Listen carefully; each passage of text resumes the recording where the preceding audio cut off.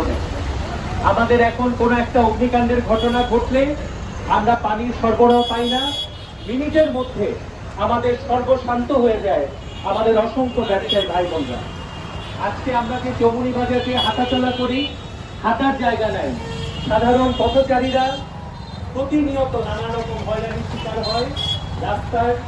আমরা জানি যে যত স্ট্যান্ডগুলো বসানো, বিশেষভাবে মহেশগঞ্জ বাজারে যে বিশাল বিশাল লরি এবং ট্রাকগুলো রহস্যজনক কারণে সর্বোচ্চ জায়গা থেকে সিদ্ধান্ত নেওয়ার পরেও আমরা কিন্তু তাদেরকে সেই অবিচল, মানে কোনো তাদের অনুভূতি নাই, তারা সেভাবে রাজকীয়ভাবেই কিন্তু আছে।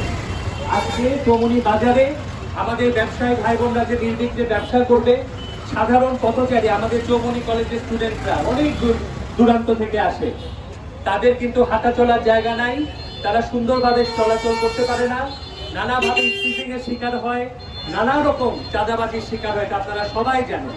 আজকে আমরা সম্মিলিতভাবে তার প্রতিবাদ করতে এখানে বিভিন্ন সামাজিক সাংস্কৃতিক সংগঠন, বেগমগঞ্জ সাংস্কৃতিক জোট আমরা একত্রিত হয়েছি, ঐক্যবদ্ধ হয়ে আমরা প্রশাসনের কাছে দাবি জানাই যে এটা অবিলম্বে বন্ধ করে আমাদেরকে আমাদের বেগমগঞ্জ আমাদেরকে ফেরত দিন। আমরা এই এলাকার সকল রাজনৈতিক দল, সকল ব্যক্তি, সকল গোষ্ঠী, সকলের কাছে অনুরোধ করব, দল মতের ঊর্ধ্বে উঠে আমাদের বেগমগঞ্জকে আমাদেরকে ফিরিয়ে দিন। আমরা আমাদের চৌমুহনী বাজারকে পরিকল্পিত দেখতে চাই, আমরা আমাদের চৌমুহনী বাজারকে নিরাপদ দেখতে চাই, আমাদের চৌমুহনী বাজারের ঐতিহ্য আমরা ফেরত দেখতে চাই। আমরা চৌমুহনী বাজারকে দেখতে চাই অসাম্প্রদায়িকতার কেন্দ্রবিন্দু, আমরা চৌমুহনী বাজারকে দেখতে চাই তথ্য প্রযুক্তিতে অনেক সমৃদ্ধ। সেই জন্য আমাদের নাগরিকদেরকে বাঁচতে দিতে হবে। আজকে আমরা এমন এক জায়গায় দাঁড়িয়েছি, এখানে যারা গণমাধ্যমের ভাই বোনরা আছেন তাদেরকে আমি ধন্যবাদ জানাই, তাদেরকেও আমাদের সাথে সম্পৃক্ত হওয়ার অনুরোধ জানাই।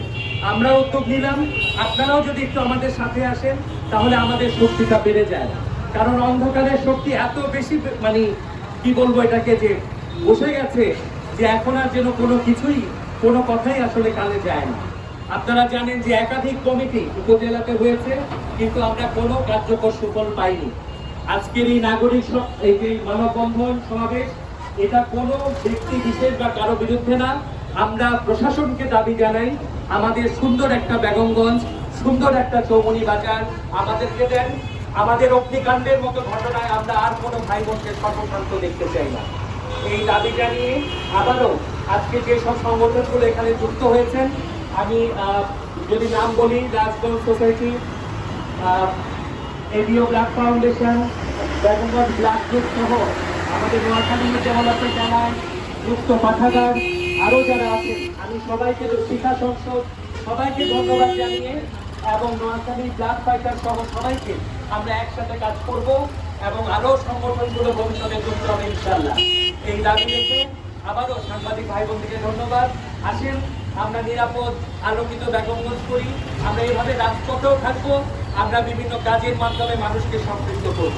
সাংবাদিক ভাইদের জন্য বলছি, আমরা ইতিমধ্যে স্বাক্ষর সংগ্রহ করেছি, আমরা ভূমিমন্ত্রী, পরিবেশ মন্ত্রী সহ যারা সরকারের নীতিগত সংস্থাগুলো আছেন তাদেরকে আমরা পাঠাবো এবং আমরা উপজেলা প্রশাসনের মাধ্যমে, জেলা প্রশাসনের মাধ্যমে চেষ্টা করবো সর্বোচ্চ পর্যায় পর্যন্ত আমাদের দাবিগুলো নিয়ে যাওয়ার জন্য।